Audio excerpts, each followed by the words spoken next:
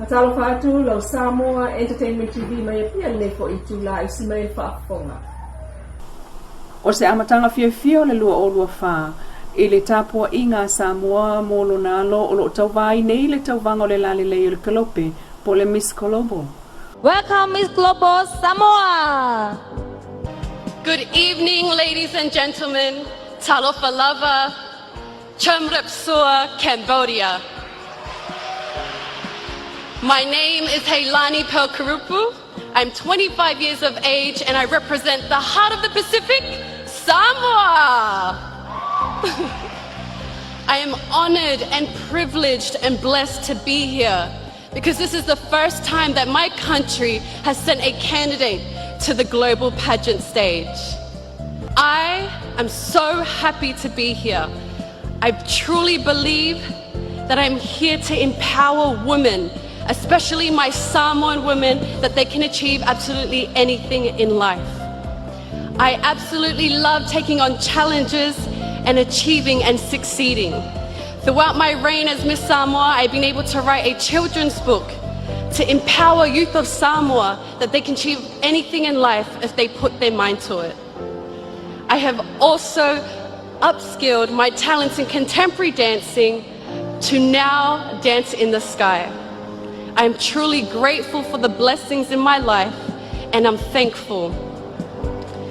I stand here to aspire to be the next Miss Global because I want to amplify my advocacy on empowering women to be the best versions of themselves. I hope and pray that this platform opens up doors and opportunities to my people because I am proud and honored to be the first, but I don't want to be the last. Thank you, enjoy the rest of your evening, and I wish you all a happy and prosperous New Year's. Tau vangalena amata ya November o tau sanga talwai ma folfolai il Minister Tulisi, Joy Sulu Cedric Schuster, lele ai o se lango sa iai, ma whaasa o na whaongale ngō Samoa e tau vai le tau sala, na whaatua el company telefoni le Vodafone. O le lale lei o Samoa o tau sanga lua tolu Miss Heilani Pearl Mata Upu Grubu. Sa whaia ele Vodafone e whai mana tau sala, e tau vai le Miss Global, o lo whaatino ai Cambodia ma Vietnam, talu mai tau sanga talwai o mai nei, peitai. O le malanga mai le Miss Global, e le tau sanga na te nei matali malo ai le Vodafone. Sa avatu iei whaafeilo i le malo e ala i le fiunga le sui pale mia, tuala te vanga Iosefo Bonifacio, malo i ai le tapua inga i le tau sala atu i Samoa, le fiunga Heilani. I whaalawi lo le tau vanga tau sala o le kalope i au atulo na matua le sifulal tau sanga e le sili atu le lua sulfitu, i ai lunga atu le selawono 2 cm le umi e le i whanau ma e le i whaia mua sona toa lua. O le amata mea ai o le company telefoni le Vodafone le avatu stamai tai Samoa le tau vanga lea o se tasi lea awala ta ua tele mo le whaalawi lo i nātua Samoa e tunu ui fafo ai maise o ana tū maanga ai o tūlanga tau i oloa whaafta wai. E nisi o tala ua o se tasi o tala fia fo i le lua o lua wha Samoa ina o le atau o vea ai nei e se alo Samoa o le tangata anu New Zealand le tofinga o le komisina mawalunga o le malo New Zealand i Samoa le High Commissioner of New Zealand in Samoa le fionga si alei Van Tour. E pe na ngia i lunga le lipoti mai New Zealand le fola ai elo na minister fo o le vai fafo ale malo le fionga vawasa manaya Winston Peters. O le asu i tūlanga le fionga si alei, i le sunga Trevor Matheson, o lo o tau avea le tōwhinga o le komisina mawalunga o New Zealand i Samoa, ma Amerika Samoa. O le vaiasa mulimuli le nei mo tangata whainga ruenga mtanga ruenga le malo Samoa, o lo ave pea la te waso malo lo, vanga nai au nanga i mana umia o na whaawa wai pea e peo whale mai, o fisa o leo ma fui mu au whalavelave tupu whaafo sei, o le sua vai o le elitise o fisa whamlanga inga, tiu te malafonga ai o le soifua malo loina sa whaawa waipea. Petai, wa moli maule toi fo i o le tele o pisinisi upolu masawai i ngā ruenga masani ai, i le itu pao le au whai pisinisi tū ma o ti talu mai ana nafi. O le songa fua le vai o so fau, e toi a e ngā ruenga le malo i le tele o anamata ngā ruenga, ma au nanga masani ai.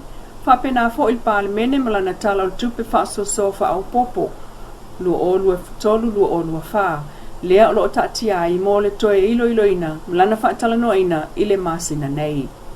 Ma le mtanga aluenga o leo ua savali i le lua ma yaso talo na whaatino lana tiute whaapitoa waso malolo, ma whaamaoni ai le malio seli i whaifaiva New Zealand, i le aso mua Januari le aso ngafua lena te nei, e pe on whaamaoni el sui komsina o leo papali i Mona Lisa tiai keti i le talamua.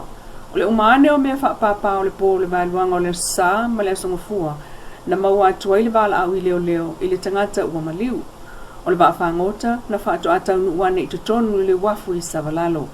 E leo ilol mafo anga peitai o talia su enga whaatu la fono o le tangata le ua maliu o New Zealand ua tele tausanga o nofo i Samoa.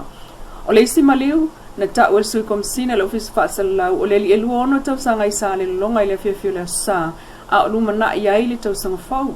E leo mautinoa le taimintu poil whaalawelawe le ai o li ipotia mai tu sivi o lo talia fo iso enga whaaltu la fono le maliu lilo le ali ai o moli mawina e maa salomia na maliu mai manuanga tu ngā ilo na tino. Ai mo whaalawelawe tau taawale paul whaale tono na tupu mai taawale na wheto ai sa la balu savai tonga fiti to tele le pasese te ai tua vanga nale to alua na avane il whalma i tele i matotua mo tonga fiti whaawau. Peitai o tau e papali i ile talamua o le aso lima o le masina nei e umai le tiute whaapitoa waso malolo mai lo ai le atoanga o lana lipoti o le lua mai aso na tiute whaasolo ato ai leo i polu masavai mo le saunga le mulau tele. Talfa ai ule ufa mawina le amatai o le tosanga i le pau o le tau o le suau o pau ai le petrol po le penisini i le tolu tala se fulu lima sene i le lita mai le tolu tala lua tolu sa iai. O le kiso le upau le tolu tala tolu valu le lita mai le tolu tala lima fitu. O le kalasini e tolu tala le lita mai le tolu tala lua tasi sa iai le masina talwai.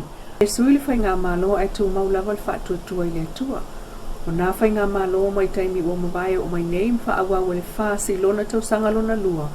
I le malo e ala o le whaawa pea o le whaatawa ina. E le malo o iei e le whaas o le vaya so tatalo ma ana pongi le tunu. E talo si ai le pui o Samoa i matangia wha. O lo malo i e tutupu le vai tau o tūlanga lolo wao le tau o tato iai. E talo si ai whamanuyanga, mo alo, whanau o le tunu. Ai o le toa file mu peitai. Tau no le whionga le pale mia fia me nao mi mata afa o. Le ngānu lue whaatasi ai ma le fono e kale sia so o whaatasi. E mamoli talo sanga ma ana pongi ilu mo le atua mo le saunga le mu tangata uma. O le sa asau nei, le aso fitu e o le aso sifulua Januari. O whaatulanga mo pokalame o tal sanga ma ana pongi mo Samoa. Ai o whaamanuyanga mai le taitai o le malo mo le tausanga fau amatali ai nei. Le paia o taitai o e kalesia, ma le au whaingaruenga tutofia le atua i Samoa nei mātunu e mau. E le mawai le nganga whaafitai i lo tau whaiva o le tatalo mosi o tātou atunu. E tutupu pēr matangi i liwa waa i le tātou savalinga peitai o le tātou malu tātou olo mawalunga o le atua lea. O le ala lea o le whaawau pēr o le whaatawa ina i le malo le vai aso o tatalo ma anapongi i le atunu watoa. E ngā lurue whaatasi ai ma le fono e kalesia so whaatasi. Tātou te au whaatasi ai e mamoli tālusanga ma anapongi i lumo le atua. Sa moai ia taitai pēr le atua lo o tau soifua lau le lei. Ma so mātou wola i le nei tausanga fō. E ala i lona alofa tu noa o fofungia ma lona file mu. Ia manuia le tausanga fō soifua. Lo Samoa Entertainment TV mai pia mas whaau poponga i le aso atai au i le alofa o le atua ai whaasai fuai.